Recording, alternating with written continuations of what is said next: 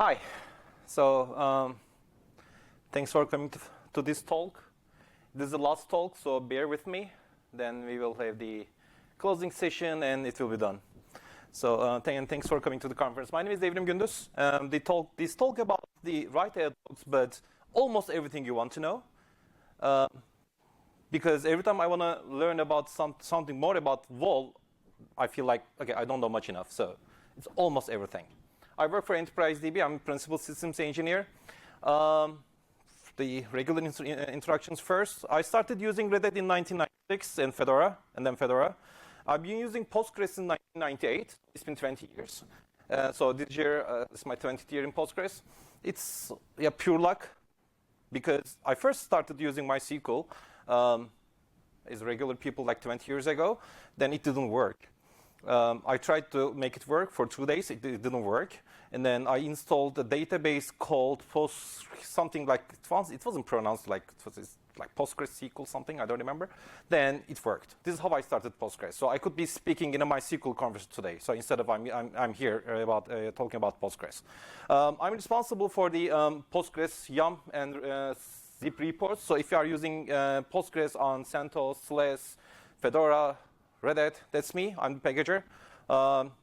As of yesterday, I maintain about 198 packages, so it's a lot of work. I also do packaging for Fedora and EPEL. I'm working at Enterprise DB, living in London, and I have the Postgres tattoo. This is not a paint, so this is the actual tattoo. If you haven't tweeted so far, please tweet, because we want your friends or colleagues or etc., your followers, to know that you are here for a good reason.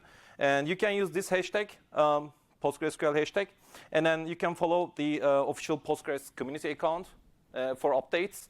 And this is the account for this conference. Please follow to get updates for the next conference as well.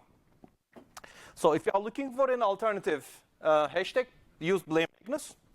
And you can also follow Blame Magnus. This is the Magnus that talked yesterday, Magnus Sagander. If you want to know about the details, ask him.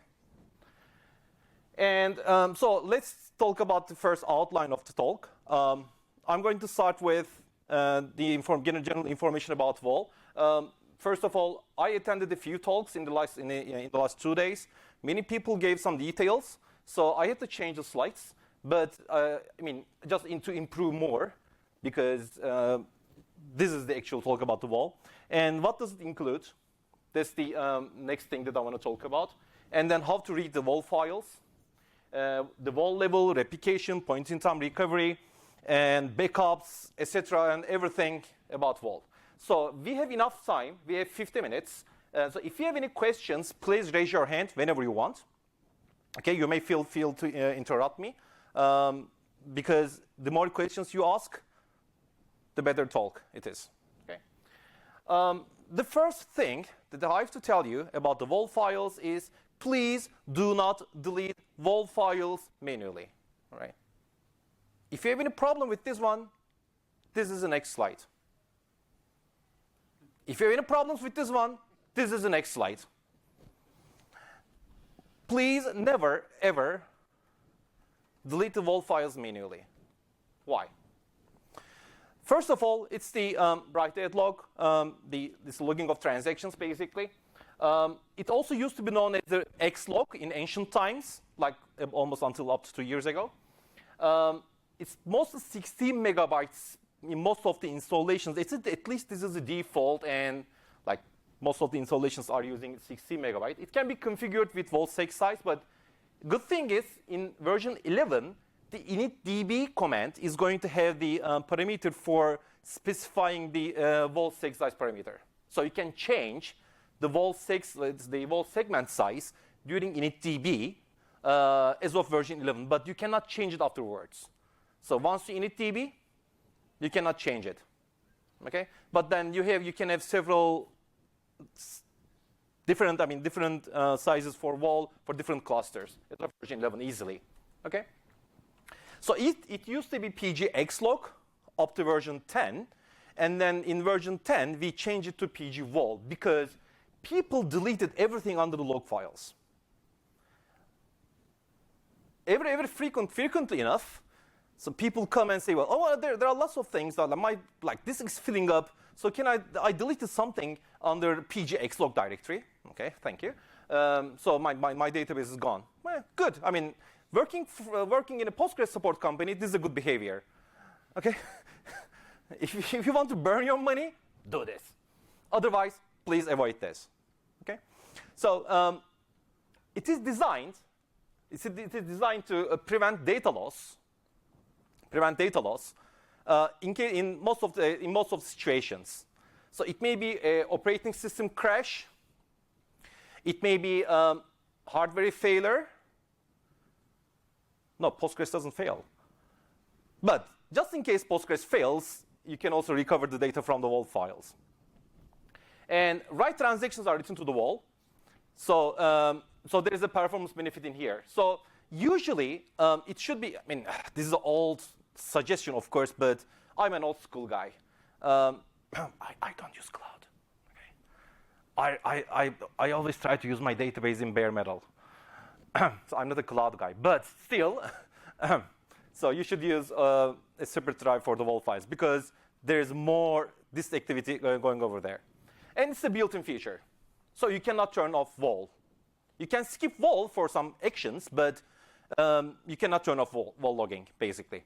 So how was life before write-ahead log? So basically, all changes go to durable storage eventually. Okay, so in the first stage, data page is loaded to the shared buffers, which is still done, and then changes are made there, and buffers are dirtied, but not timely. So it means we do not. I mean, if there was a crash, then we had the data loss. We may have the data loss. The thing is, if you are familiar with the file systems, it's still like the difference between ext2 and ext3, or XFS. I'm sorry, VFET, FET32 versus NTFS. Okay, like the journal and file systems. This is similar infrastructure for keeping the data integrity. So what happened after WAL? The first thing is almost, again, all of the modifications were written to the WAL files. Almost all modifications logged to the WAL files. And this is called WAL record. In the next few slides, I'm going to give more details about the WAL file name, the contents, the resource managers, etc. So these are just introduction for the general terminology. And one of the important things is, even if the transaction is aborted, this is also written to the WAL file, because this is the transaction. Okay, and then first the WAL buffers, which is inside the shared buffers, is filled up. I mean, the WAL buffer is written there. I'm sorry, and then it's written to the WAL files. By default, the WAL buffer is 1/3 of the shared buffers, almost 1/3. It's 1/32. Which is controlled by the WAL buffers parameter in postgres.conf, which is -1 by default. -1 is the default that I told you, like almost 3%. But if you want to change it, you can change it. And then we have checkpoints. I'm going to talk about checkpoints in the next few slides. Any questions so far? Yes, please. You mentioned that the WAL files should be stored on a different hardware. Different drive, separate drive.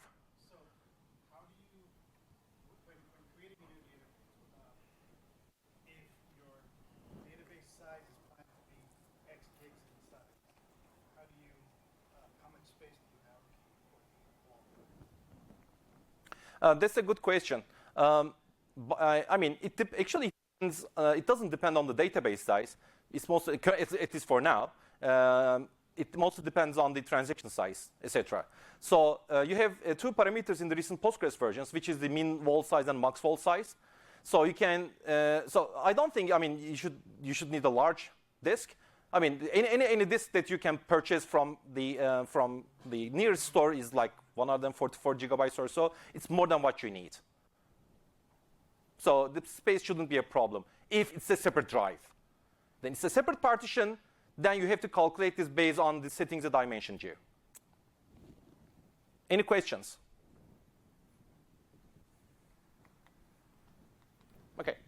So thank you. It's used for transaction logging, first of all, and then replication, as it was mentioned a few times in this conference, and point-in-time recovery and redo. So what's redo? Actually, when in case of a crash, in case of a crash, Postgres. I'm going to talk about the details in a few more in the future slides. Postgres is going to check whether there is a need for the recovery or not. This check is done on every startup, so you don't have to do anything if Postgres crashes, or operating system crash, kernel crash, whatever, hardware crash, whatever. But the first thing is, sequential availability is a must. So if there is a missing WAL file in the sequence, you will not be able to recover your database, or databases, whatever, instance, let's say. So one of the best practices for the WAL files is backing up the WAL files. Because in some cases, they may be more important than the data. It may even help you to recover from the corrupted pages in the future slides. Okay? Always try to take backups. Taking backups is easy nowadays. You can use, like, for example, PG backrest or just the archival tools, etc., just for the WAL file, or the other tools. There are lots of open source tools over there. So this is the redo. So it applies all the transaction again to the data files. So this transaction has already been committed to the WAL file, but not timely to the data files, because we update the data files by other processes like PG writer and checkpointer, etc. Okay, so or maybe sometimes the query process as well. We just redo the transaction. Means make the exact change on the data files. So what is undo? As of now, undo is not available in Postgres. So we don't have the undo table space. If you are familiar with Oracle, I'm not. If you are familiar with Oracle, there is the undo table space over there. But Enterprise DB is working on a new feature called zheap, which is open source. We hope to include in Postgres version 12. Hope to. This is the plan, but I mean, this is a long way to go. But when we have zheap storage, then we will also have the ability for undo as well. So, however, again, even for the version 11, which will be released in the next 1 or 2 months, we don't have the undo feature. Also, if you are using the temp tables or unlock tables, we don't redo, because they are just temporary or unlock tables. So maybe I should give a bit more information about unlock tables just in here. Unlock tables are special tables that skips WAL logging. So when you say create table blah blah blah, it's logged to the WAL file. However, when you create the same table with create unlocked table, it skips the WAL logging. So in case of if you shut down the Postgres like in a regular way, normal way, no data will be lost. In case of a crash, since this is not WAL logged, you will lose the data. So there is a great performance benefit because we will skip the WAL logging.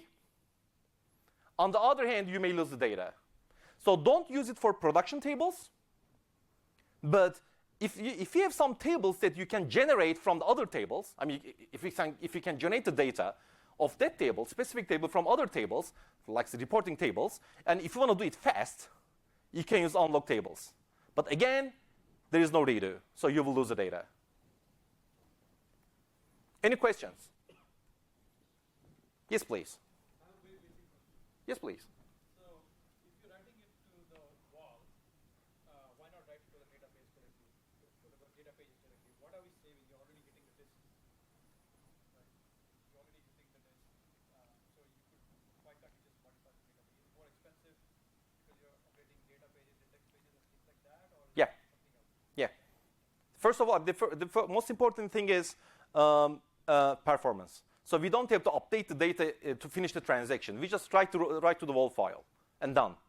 Then the rest, the checkpoint, then the BG writer and checkpointer and other processes will take care of the updates in the data files. That's one of the other thing is, you can also use this feature to benefit from the operating system improvements. Operating system features and hardware features. For example, on Linux, you can tune your drives. I don't know about other operating systems, for sequential reads or random reads, or sequential writes or random writes. Okay? So if you have, for example, remember, if you put the WAL files in a separate drive, you can tune that drive for sequential reads and sequential writes. And then you can tune your data drives for the random reads and random writes by using, for example, you can first change IO scheduler to deadline and then tune the deadline to prioritize the reads or writes, depending on what you want. Then you can also benefit from extra benefit from that feature as well. So there are lots of things which is related to the performance in here.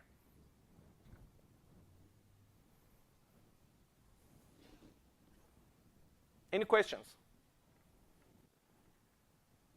Okay. So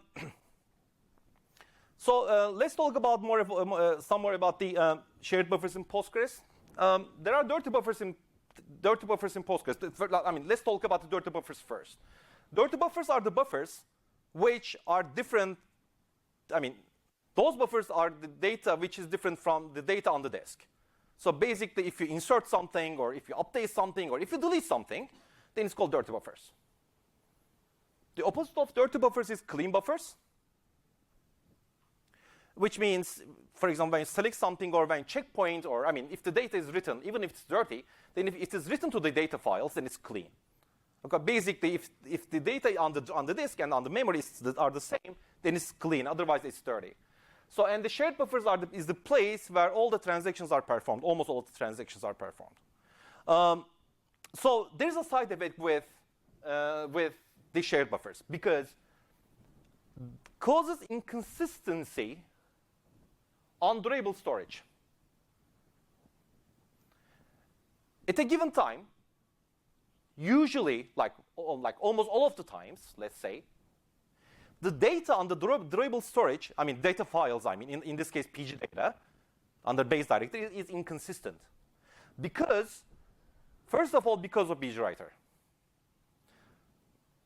Background writer, it's also called lazy writer inside the Postgres source code, is responsible for writing some of the dirty pages from the shared buffers to the disk. So how does it determine those pages? It uses the least recently used algorithm. If the page is not recently used, then it is written to the storage. So it may be any page, right? It's not sequential, right? This is why I'm saying inconsistency on the durable storage. For Postgres, it doesn't matter, because all the data is eventually either on the disk or in the shared buffers. If you lose the data on the shared buffers because of the crash, then we will recover the data from the WAL files. Then there's no problem again. So why worry? Okay. So this is the BG writer, and then we have checkpointer. So checkpointer, basically, unlike the BG writer, it pushes everything in the shared buffers, dirty buffers, to the disk, to durable storage. It may be triggered automatically or manually. You can just issue the checkpoint command with PSQL or whatever, or you can just tune Postgres to make it for you. Okay. In some cases, backends. When we say backend, I say backends, query backends. Query backends may also write the data to the heap, to the data files. This is one of the performance problems that I see with the customers. Well, I used to see when I used to go to customers anyway. If BG writer and checkpointer are busy enough, then the query backends may have to act like the BG writer and write the data to the drive. If you look at the pgstat BG writer table view, the table, and if you check the backend's clean column, you will see the number of buffers which are cleaned by the query backends. It's never 0, but I mean we should avoid this.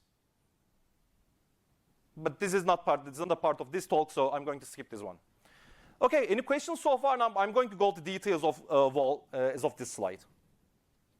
Yes, please. You said to separate the PGWAL from the database. Yes. Is it safe to move it live with async? You mean archiving, right? Like relocate it to a separate file system with async, and then creating link on fly. No. Yeah, I mean, it's not safe. I wouldn't recommend it, at least.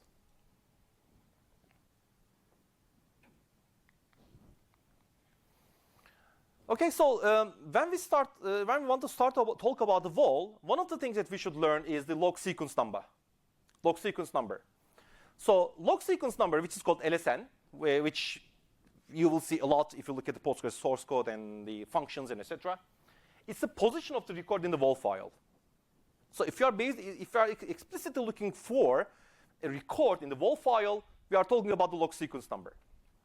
And provides uniqueness for each WAL record.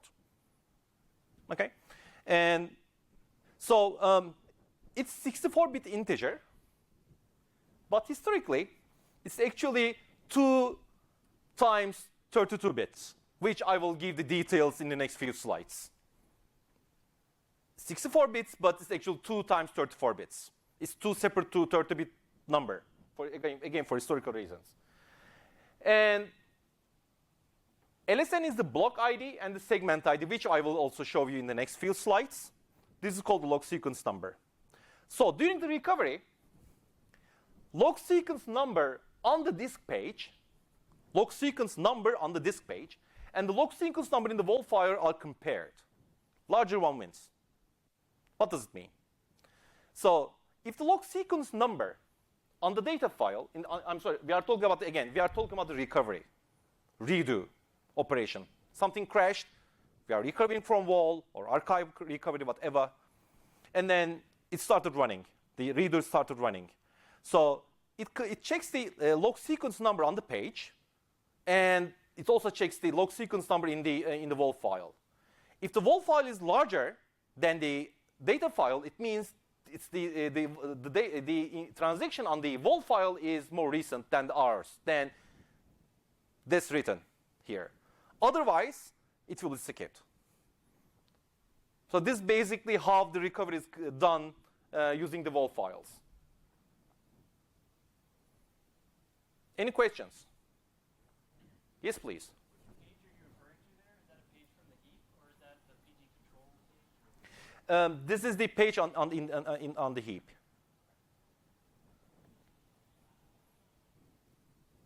Yes, please. Could there ever be divergence? I'm sorry? Could there ever be divergence of the path, I guess? Like in the case of a failure or... I don't know. Yes. Yeah, thank you. It'll be a timeline switch. Yeah, so in that case, how do you actually compare the IDs, and how do you assure that on each timeline you won't have the same ID? You do have the same IDs, but the timeline's different. So Yeah. the database knows what timeline it's on and will only play along that timeline. It's in this slide. Sorry. Yeah. Sorry. So, so the one. Let's talk about the WAL file naming. So, okay, it's colorful. So the first 8 characters are called timeline ID, which is 1 by default, and 1 is the one which is determined. I mean, which is written in the which is created by the initdb process. That's the first one. And then the second 8 characters are the block ID, and the third one is the segment ID. Of course, we don't. I mean, this is like just a single name, so we don't. It's not 8 plus 8 plus 8, but this is how you read the WAL file name. So this one is the first WAL file name which is created by initdb process. By the way, these slides are available on internet. So just to let you know, you can download it anytime you want. Just Google it or just send me an email. I can give you the link. Just to let you know. So when this is filled up,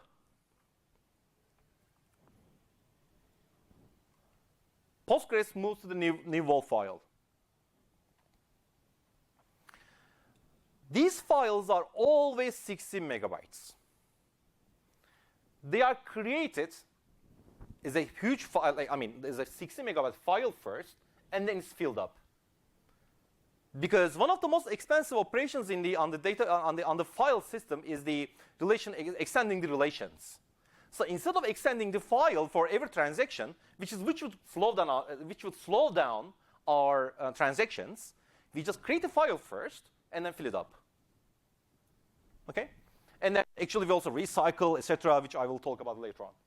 So when it reaches FF, so I want to draw your attention to here, double F means 2, which I want to move to here for the 2 times 34 bits. So this is the 2 in here, by the way, which I'm going to give you the details soon. And then, if it reaches FF, then the block ID is incremented by 1. And this is set to 0. So this is how a WAL file is incremented. So, and then when it reaches FF again, the block ID is incremented again, and it goes on like this. So I was wondering why. This is the description. I put it on here so that everyone can benefit, not just you who attended this talk. So if you download it, you can benefit from this. First of all, location within a WAL file can be expressed by using 24 bits, because 2 over 24 is 60 megabytes, and you know the reason why. So remember the 64. We split it into 32 plus 32. Remember the 232 that I mentioned in the previous slide. Subtract 24, this one, from 32. We get 8. And this is the number of bits in the low order 32-bit integer that have to be stored in the WAL file name. And then, in hexadecimal, each character represents 4 bits. So when we divide 8 over 4, that's 2. Eventually, that's the number of 2 Fs in the previous slide.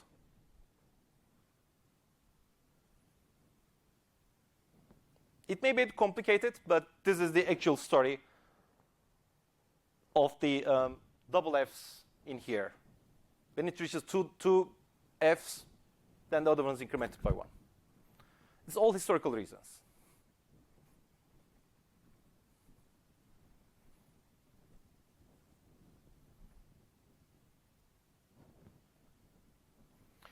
So another question about the WAL is, what's the current WAL file? Because if you want to run ls ltr, you may find the last one on the which is last one on the list, but it's not the actual WAL file. Because we recycle the WAL files after checkpoint, so the last one on the list is not the actual WAL file which is being used at the moment. So if you want to find out the WAL file, first let's start with the current WAL log sequence number.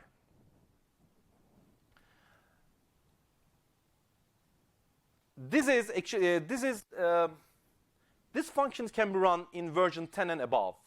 In 9.6, I think it's pg current xlog location or something. I don't remember the function right now, but it's probably something like this. So it gives you the pg current WAL location. So this is the block ID. I want to go back to the previous slide. The block ID is the blue one, which is the second 8th character. Okay, and then we have this one. And then if you run pg WAL file name and enter the log sequence number over there, you will find the current WAL file. So if you run those two functions at the same time, which is the easiest way, of course, right? And you can get the current WAL file from here. This is the actual WAL file which is being used by the database instance at the given point, at the given time.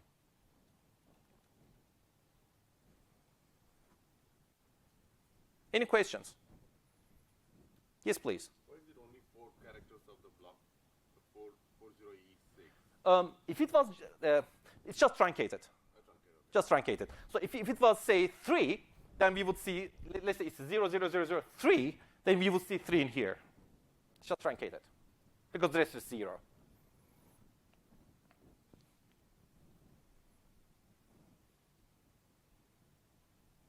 Okay? So now let's talk about checkpoints and PG control, because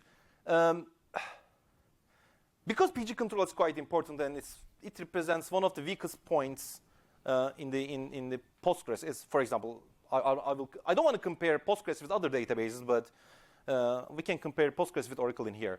As long as the checkpoint starts, read point is stored in the shared buffers first. I'm going to show you about the WAL record creating reference to checkpoint. So when you start the checkpoint process, a WAL record is created, and it is written to the WAL file. I'm going to show you an exact line, which is the result of PG WAL dump.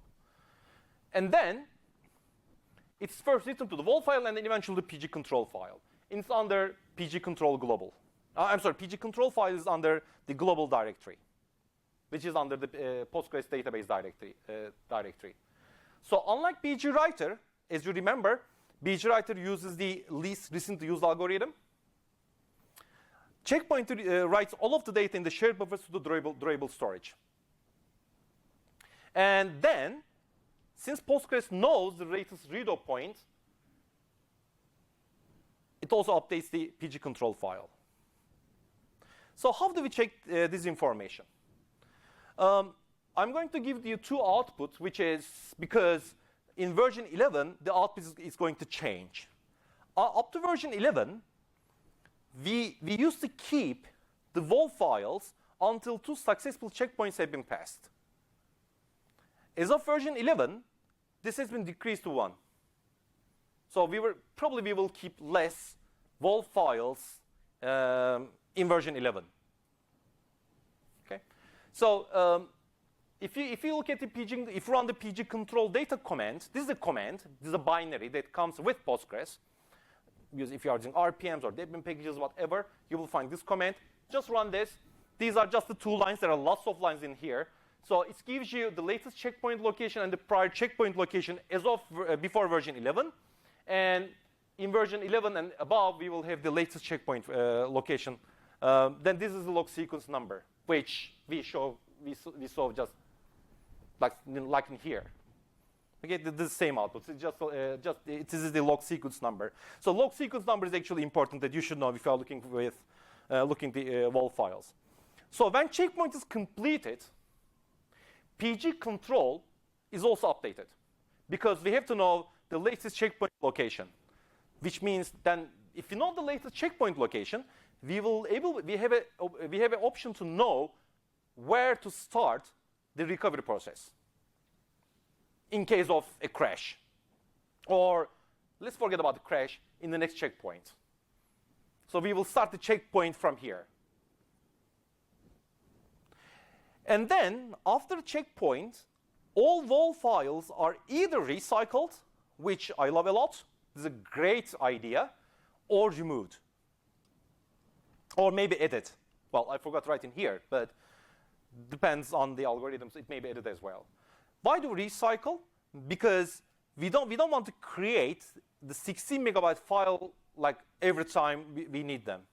So instead, we just recycle them, change the names, like add to the queue, and Postgres just uses them again and again and again and again. So easy.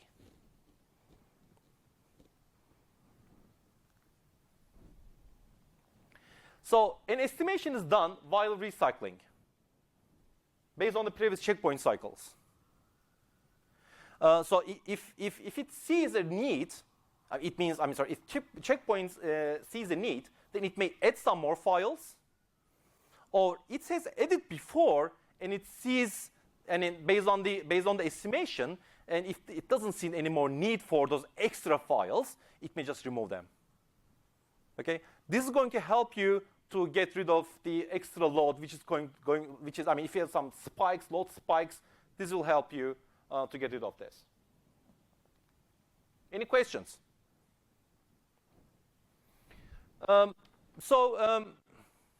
Postmaster reads PG control on startup every time. As I told you before, in case of a crash, you don't have to do anything. Just start your Postgres instance. Just start your Postgres instance, because Postgres is going to check the PG control file every time. So if you run the PG control data command against the data directory, and if you grep state, you will find one of these states. So it may be starting up. It's just database starting up. It may be shut down, which means gracefully shut down without any problems. Shut down in recovery. It was in recovery and then it was shut down. Shutting down, it is like the starting up. We just code in the middle. It may be in crash recovery, archive recovery, or in production.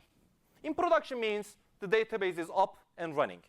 So the problem is, if PG control says,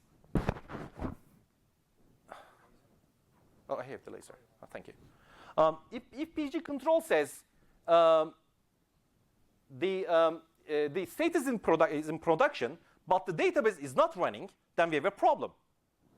Means this instance is eligible for the recovery. So this is how Postgres determines there is a need for recovery or not. Because it means we didn't have enough time to update the PG control file. PG control, so it means PG control is a critical piece in here. So per the documentation, it says it's a weak spot for Postgres. If you're, I'm not familiar with Oracle, but this is what I was told, that in Oracle, we can create, I think, 3 copies of the PG control, control file, whatever, of that one. So we cannot do it right now. So this one, so if this file is corrupt, then you may have some problems. So it should not be corrupted. As I told you, for the undo, Enterprise DB is working on a Neve storage format. It's called zheap, whatever. So you can go to EDB website and find out the details. I think Andres, you told about zheap, right? No, someone told about zheap yesterday. So how do we move to the new WAL files? So a WAL segment may be full, means we reach the end, then we switch to new WAL file. Or the Postgres archiver will switch to the new WAL file if it reaches the archive timeout value. This is one of the challenges that I have given to my interns this year. So I set up a new Postgres instance, and I set the archive timeout to 5 minutes. Okay? So in every 5 minutes, just a single transaction per minute, just by a cron job. So we are generating some WAL records, and Postgres archives a new WAL file in every 5 minutes. So this is how we do this. Okay? So I asked them to find out the reason of the switching of the WAL files in every 5 minutes. They were interns again. Or DBA can issue the PG switch WAL file. PG switch WAL function. These 3 maybe are maybe the reasons for moving to the new WAL file. Any questions? Okay. So what about archiving? This has been told a few times in this conference. So I'm not going to enter too many details, but we can use for replication, backup, point in time recovery, which are the use cases for WAL. So there are 3 parameters in here. So archive mode, which is disabled by default and requires a restart. So for every Postgres instance that you set up, I suggest you to turn it to on, and set the archive command to be true. just in case if you want to take a backup later on, or if you want to start the replication later on, so you can avoid the restart. Because as of version 10, we changed a little parameters so that Postgres can be ready for the archiving. But if you want to do archiving, just turn it on. And then how do we manage the WAL files? We have PG archive cleanup, PG reset WAL, do not use it, and PG WAL dump. So let's talk about PG WAL dump. We are all human, right? So at least I cannot read the binary files if you have with my eyes and etc. So you can use PG WAL dump if you want to see the contents of the WAL files. Okay. There are first of all, if you use WAL dump with -r list, you can get the list of the resource manager. List of resource manager. I think I have the lists. No, I don't have the list. Anyway, probably I forgot to edit. Anyway, I'm sorry. So it's like tail, last 20 lines, follow, and the WAL file name. But you have to give the full path for the file name, by the way. Okay. So Postgres, you can just start following what's happening in here. So first, for example, let me give you an example. Let me show you. Oh well, listen. Standby in here.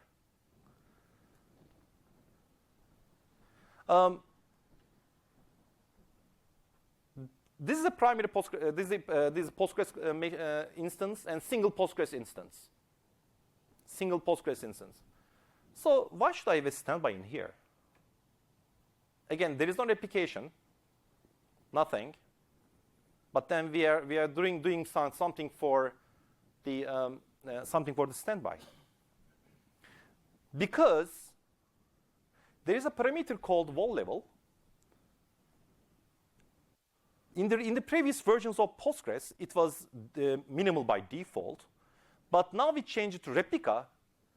By default, extra information is written to the WAL files for archiving, backups, and etc. This is why we have standby in here, in the recent versions at least, by default, again, by default. If you change it to minimal, then you won't get this message. So you will have less WAL activity.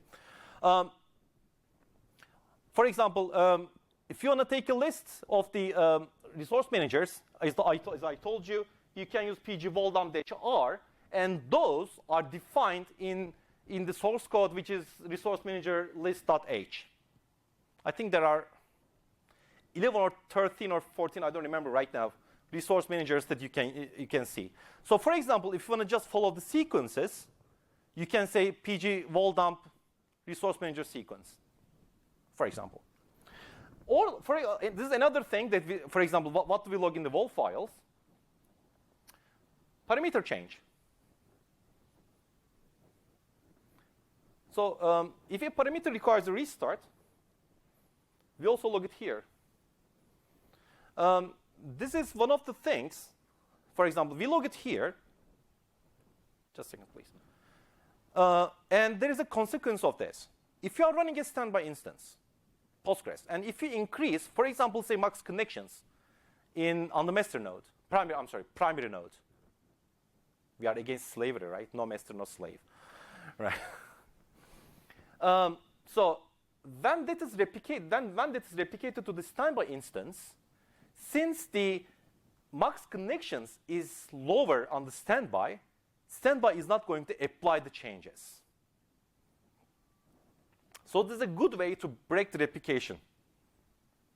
If you increase max connections, for example, on the standby node, and it's primary node first, and then if it is less on the standby, the replication will fail. Yes, Andres.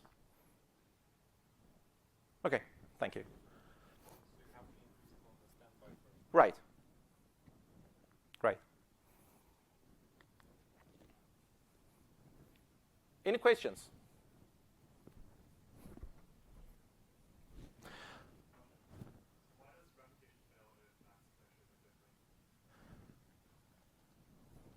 Because we cannot replay the WAL record, basically.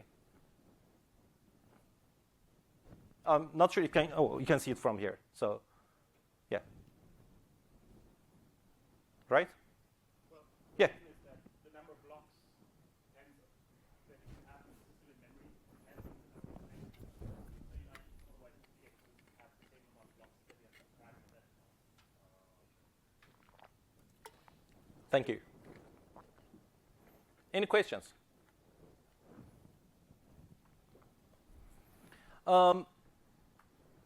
A base backup is, base backup and the WAL files are needed for point-in-time recovery, and WAL files must be sequentially complete, otherwise point-in-time recovery won't be finished.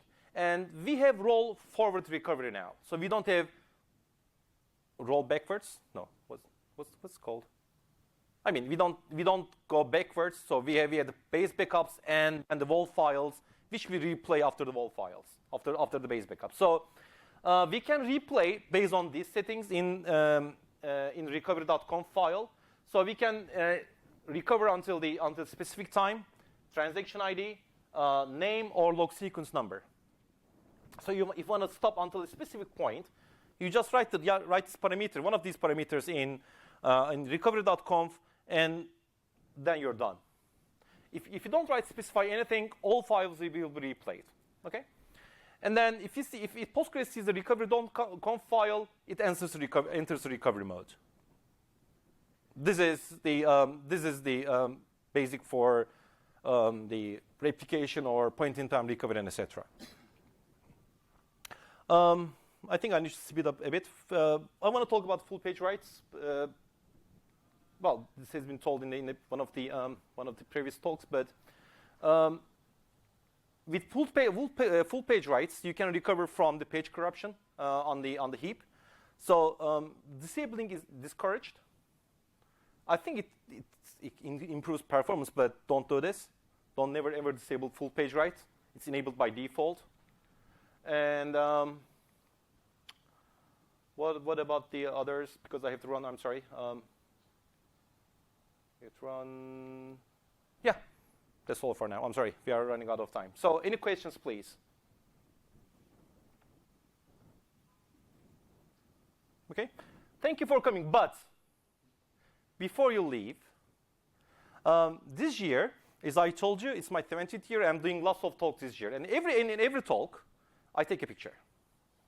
So if you don't want your picture to be taken, you can please leave the room. Otherwise, I'm going to take a selfie with you and put it on the internet. Again, feel free to leave right now. And can I take my phone? Thank you. And if you have seen one of those pictures before, the rule is raising your hand for Postgres.